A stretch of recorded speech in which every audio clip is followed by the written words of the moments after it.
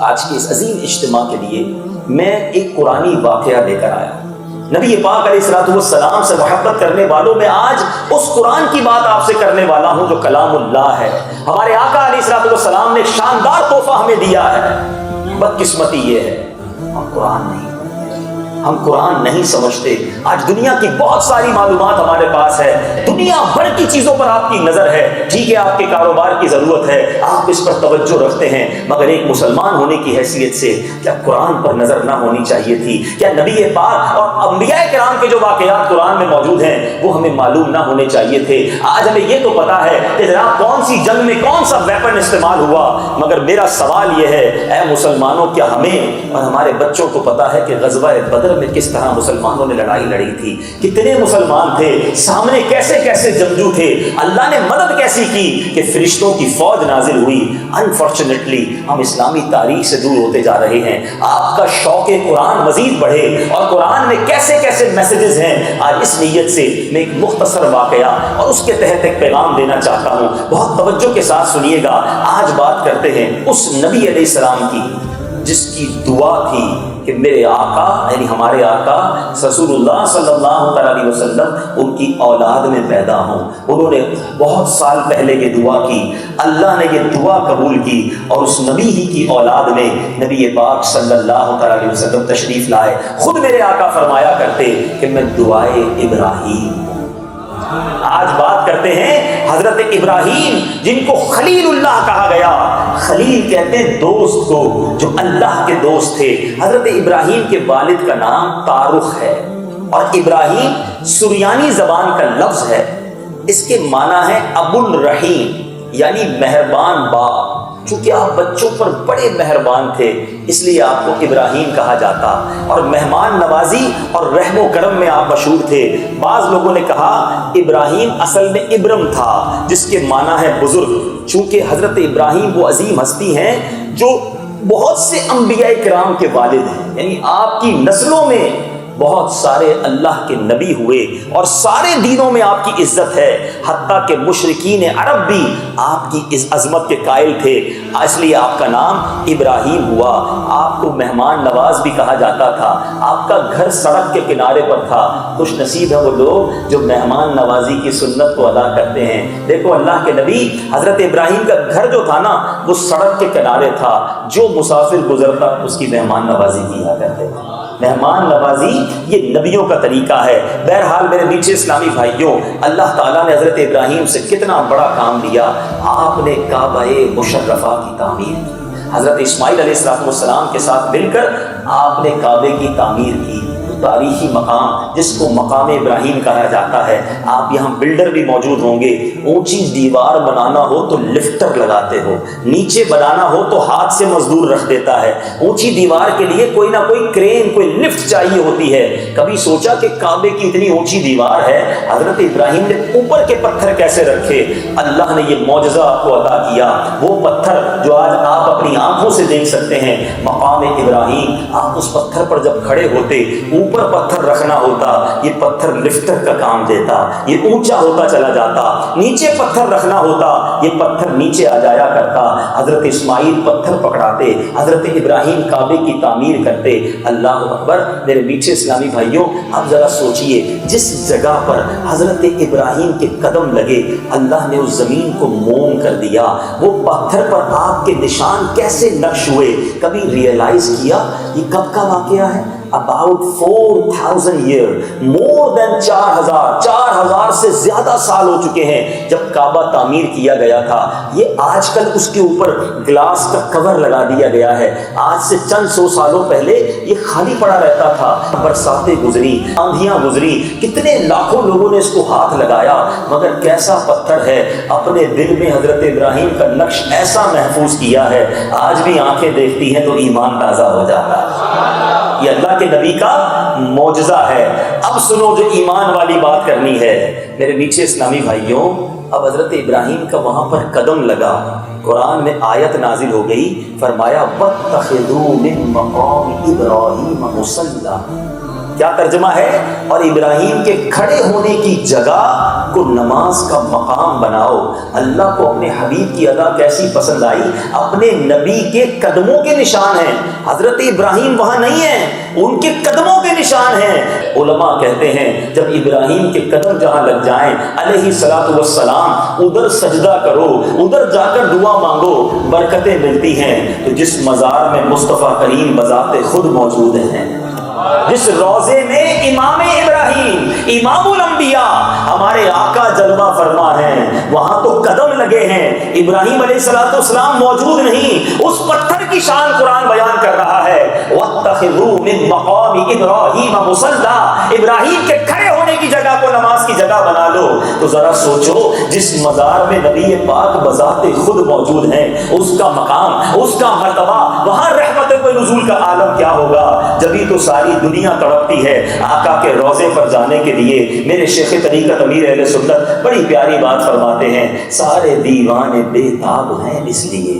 ہم مدینے کے لیے کیوں ترستے ہیں؟ سارے دیوانے بے تاب ہیں اس لیے شاہ کی قبر انور مدینے میں ہے۔ مدینہ کس لیے عطار جانو دل سے ہے پیارا، کہ رہتے ہیں میرے آقا میرے سرور مدینے میں۔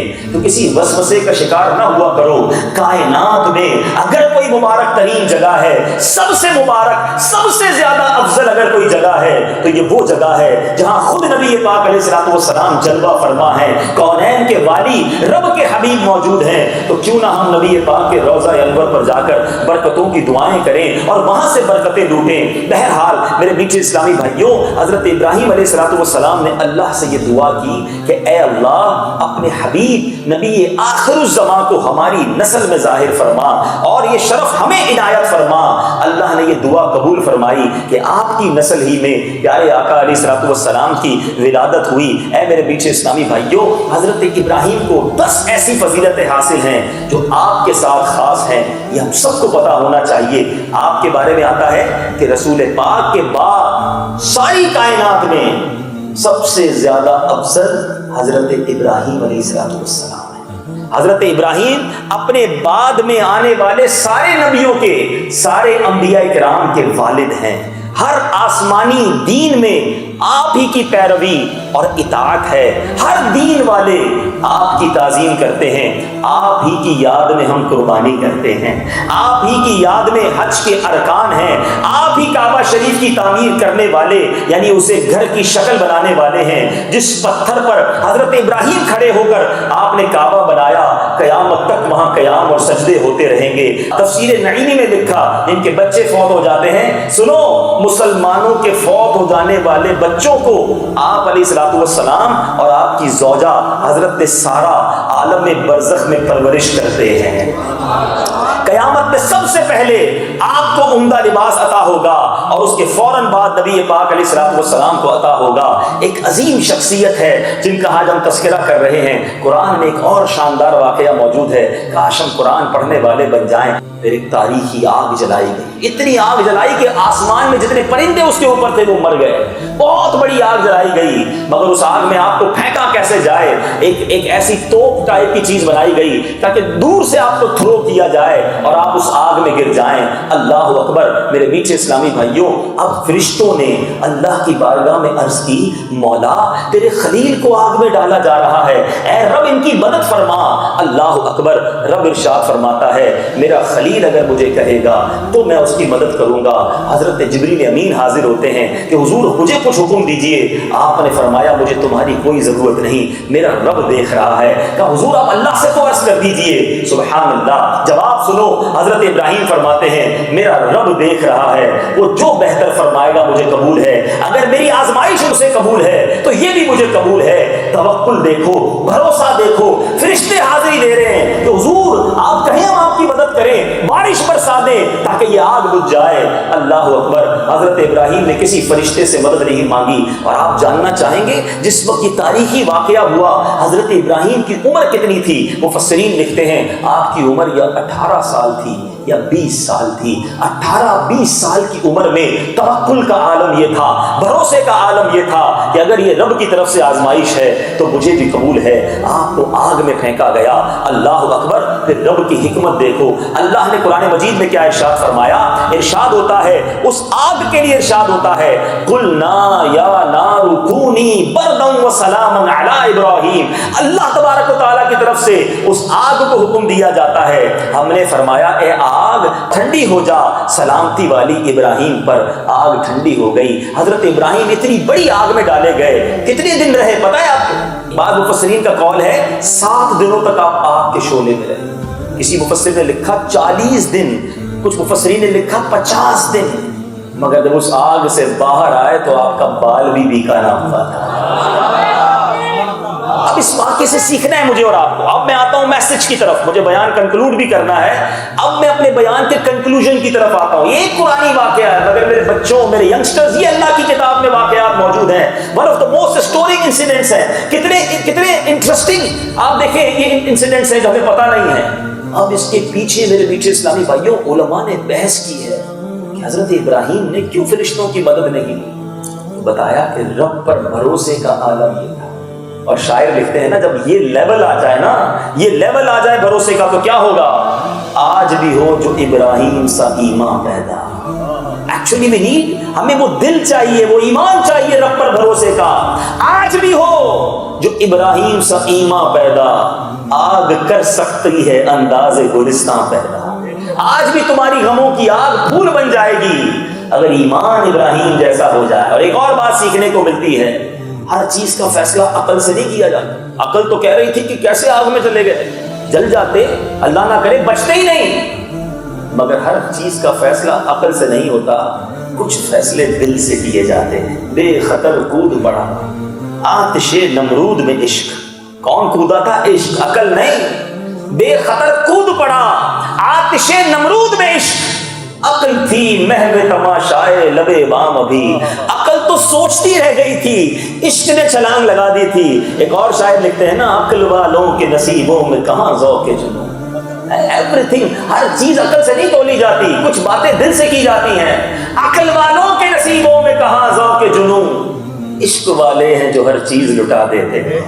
हजरत इब्राहीम ने ये प्रूफ किया कि जिसके साथ रब हो, बातिल कुव्वतें कितनी ही ऊपर क्यों ना आ जाए, आग ना क्यों ना जला दी जाए, अल्लाह चाहे तो वो आग को गुलजार बना सकता है।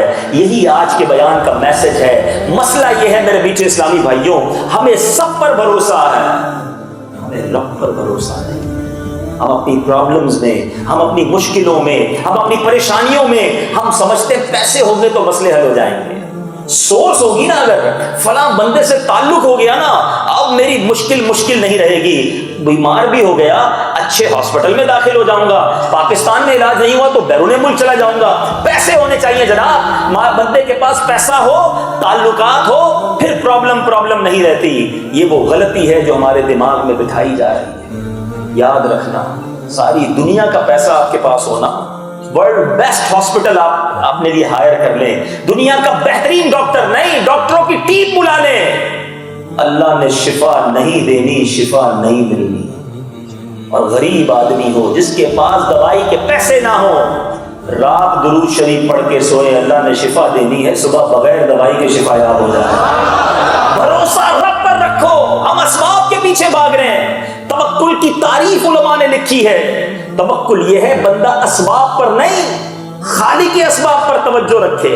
हम असबाब पर तवज्जो रखते हैं, यार सोर्स होगी तो काम हो जाएगा, पैसे होंगे तो मदीने चला जाऊंगा। ये बेवकूफी है। दुनिया में करोड़ों ऐसे लोग होंगे जिन्होंने सारी दुनिया देखी, मदीना नहीं देखा।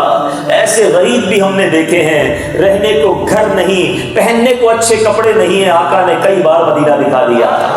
कहां का मनसब, कहां की दौलत, कसम खुदा की है ये हकीकत, जिन्हें बुलाया है मुस्तफा ने वही मदीने को जा रहे हैं। तो खुदारा अपना जो अंडरस्टैंडिंग लेवल है वो दुरुस्त कीजिए। ये नहीं कहता कि जनाब कारोबार नहीं करना चाहिए, जॉब नहीं करना चाहिए, असबाब जरूर इख्तियार कीजिए, मगर तवक्कुल और भरोसा रब पर रखिए। दुकान खोलकर बंदा ये ना समझे दुकान ली है इसलिए कारोबार होगा, नहीं, दुकान खोल ली है अब रब रिज़्क़ अता फरमाएगा।